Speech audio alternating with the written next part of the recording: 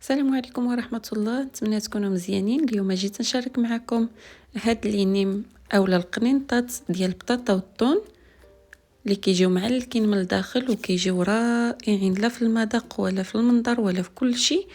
يمكن لكم تقليوهم في الزيت عادية اولا يمكن لكم تعملوا لهم البيض والشابلوغ، كيبقى الاختيار ديالكم. عندي كيلو ديال البطاطا مقطعه صغيره ومسلوقه مع شويه الملح، كنمعسوها بهذه الطريقه هذه كيف ما كتشوفوا معايا. اذا ما عندكمش هذه الاله ديال المعيس ممكن تمعسوهم غير بالمتشك اولا الفرشيط.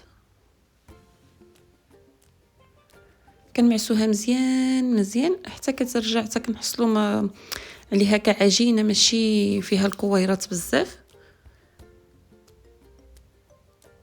المهم كنبقاو نمعكو فيها مزيان حتى كنحصلوا على عجينه كيف ما قلت لكم انتم كتشوفوا معايا. غادي نضيف عليها الجبن الاحمر، هذا كيبقى اختياري، يعني بغيتي تستعملوا استعملوا، ما بغيتيش ما تستعملوش. عندي بصله مشحره في الزيت والابزار، الزيت ديال الطون طبعا. عندي 6 ديال الفرماجات مثلثين، عندي معدنوس وقزبور و3 ديال البواطه الطون، وعندي شويه ديال الابزار، شويه ديال السكنجبر والتحميره، وكذلك عن زيت الزعتر، شويه د الملح لان ديجا عندي بطاطا طيبه في الملح.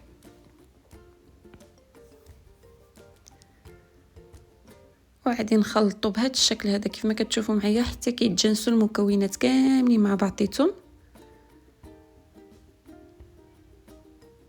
ممكن اللي كيعجبو الحر يزيد الحر، بالنسبه اللي عنده الوليدات وما بغاش يدير الحر ممكن تستغنوا عليه، بحال انا استغنيت عليه في هاد الكميه هذه، وكنعملو في كميه اخرى لان عندي الوليدات، يعني الكميه اللي كنعطي منها للوليدات كنخليها بلا حار، والكميه اللي غادي نستخدم انا راه كنعملها بالحار.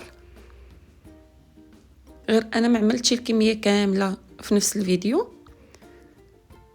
وهنا من بعد ما وجدت نوريكم الطريقه اللي كنقطع بها الورقه. هذه الطريقه المعتمده اللي عندي كنقطع بها الورقه ديالي.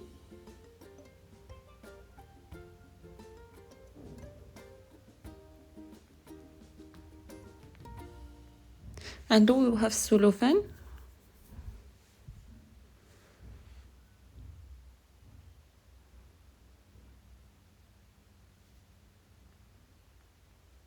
انا ما عندهاش بالزيت لان عندي الورقه ديجا مزيته، يعني ما نحتاجش انني ندهن بالزيت دابا.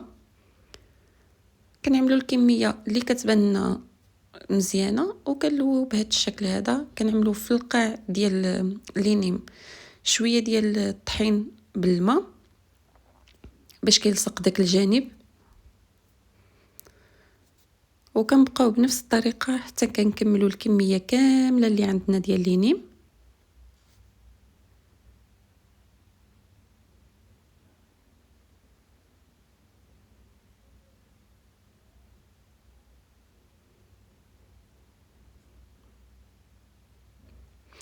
هنا من بعد ما كملت الكميه كامله كيكون عندي واحد الزلافه فيها الزيت، وكنبقى ندهن وحده بوحده من جميع الجوانب.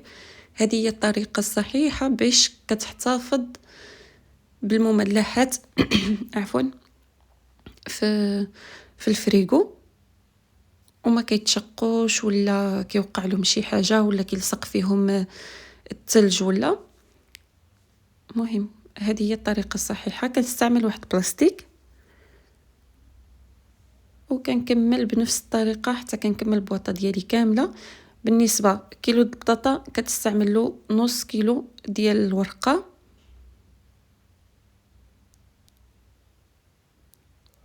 حتى كنكمل هذا الشكل هذا كامل، عفوا كنكملوا التعميره في البواطه. وانا خليت واحد الكميه باش غادي نوريها لكم مقليه كيفاش كيجيو. الطريقه ديال باش كتقليوهم، كنعملوا الزيت سخون. هذه هي اول حاجه. ممكن تقليوهم في الشابلوغ والبيض او لا ممكن تقليوهم بحال اللي قليتهم انا دابا حاليا، غير عاديين في الزيت.